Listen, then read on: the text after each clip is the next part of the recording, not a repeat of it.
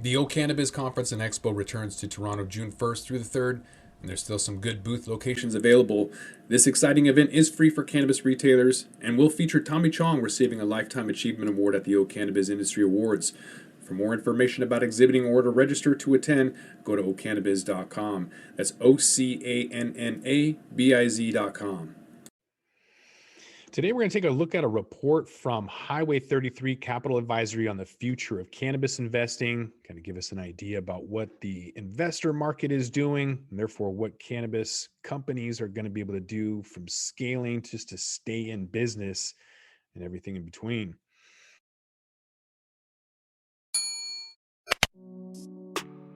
Welcome back to the Talking Hedge. I'm Josh Kincaid, capital markets analyst and host of your Cannabis Business Podcast. We're going to take a look at what the path forward in the future means to the cannabis industry, looking at some other metrics as well as the future of the largest market in Canada and driving the pharmaceutical cannabis market, mitigating some risk, what the upside is to the investment space, some takeaways, and how I can help you. There are a lot of projections in the cannabis space, whether it's going to reach 75 billion by 2027 or some other figure. It's based on the fact that global sales are going to continue to grow in US states and countries around the world as they continue to legalize medical and recreational cannabis. So vital to promoting the growth that's going to be necessary movement by big finance to take the lid off of the cash constraints for the cannabis industry. So all eyes are going to be turning towards the Safe Banking Act in the coming months. Insight into the path that the cannabis industry is taking towards a lucrative financial future is the medical marijuana, accounting for 71% of total legal sales in 2019.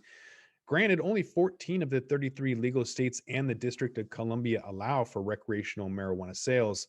Nevertheless, the disproportionate sale or share of medical sales is indicative of the aging population demographic in the US that is shunning opioids taken for chronic pain relief and turning to cannabis.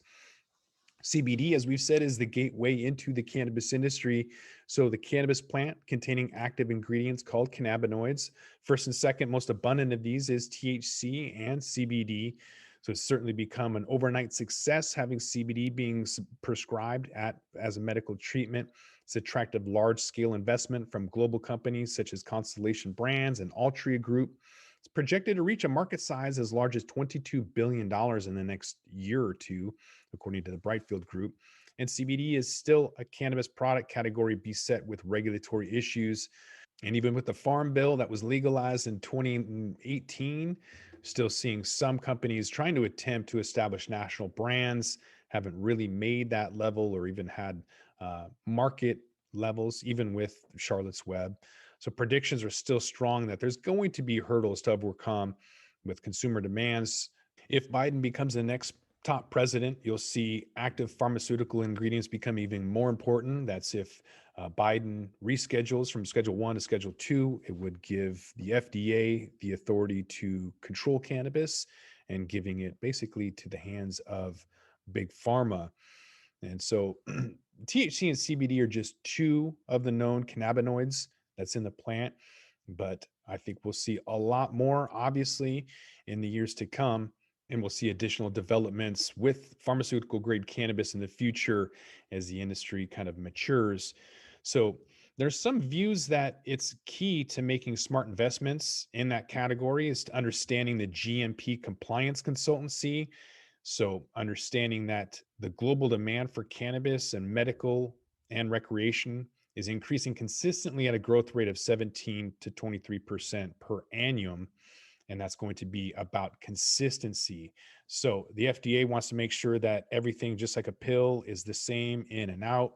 And so while true medical grade cannabis will be influenced by supply and demand and cost pressures, as well as by stringent cultivation and processing and export regulations, it's not unreasonable that some analysts predict that global medical market will eventually reach 650 billion from companies like GW Pharma, who's trying to make more of a pill out of it.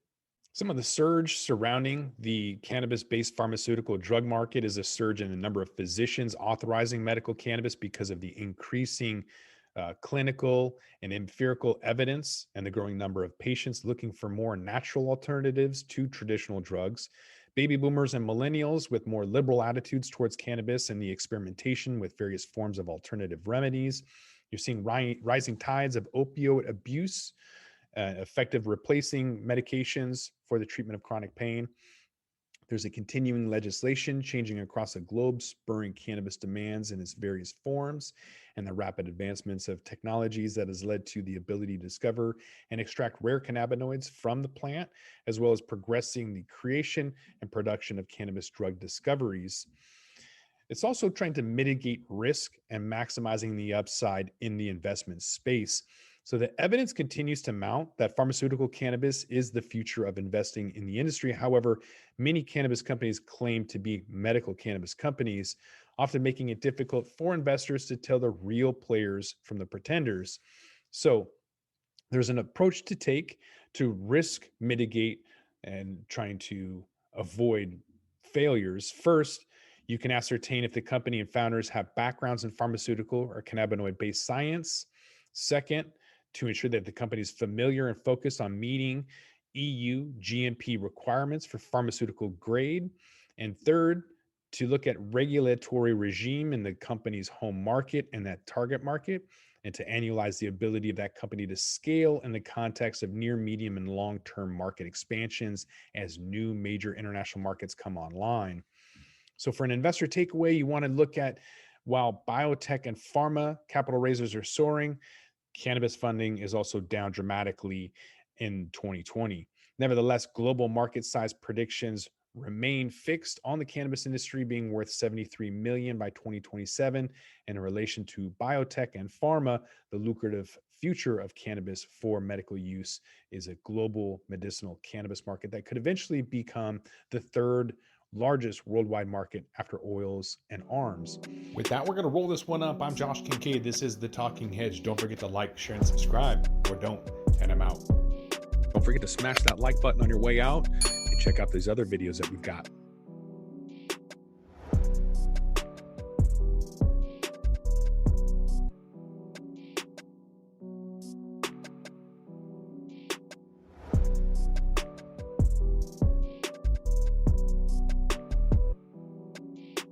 Hi, y'all. I'm Jo, host of Casually Baked, the podcast. If you're curious to explore the highly responsible side of cannabis, farming, and legalization, I'm here to help lighten the stigma and build your canna confidence.